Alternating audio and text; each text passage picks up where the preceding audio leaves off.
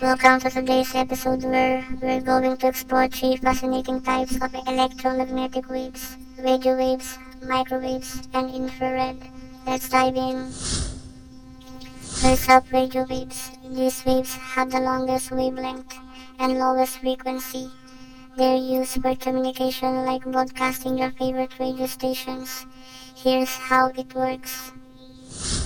Transmission. Radio stations transmit audio signals, converting sound waves into radio waves. Propagation. Radio waves travel through the air, carrying the audio information. Reception. The radio receiver picks up these waves, decoding the audio signal. Next, microwaves. These waves have shorter wavelengths and higher frequencies.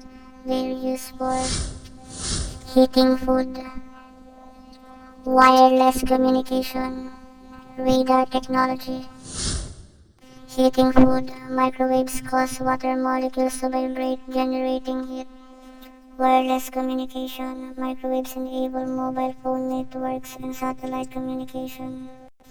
Radar technology. Microwaves detect and locate objects. Last but not the least, infrared waves. These waves have been shorter wavelengths and higher frequencies. They are used for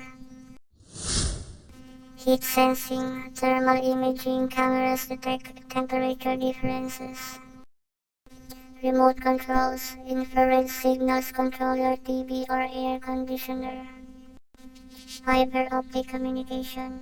Infrared light transmits data through fiber optic cables. Let's recap.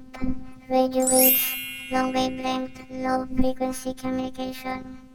Microwaves, medium wavelength, medium frequency, heating and communication. Infrared, short wavelength, high frequency, heat sensing and communication. That's it for today's episode. These electromagnetic waves play vital roles in our daily lives. Thanks for watching.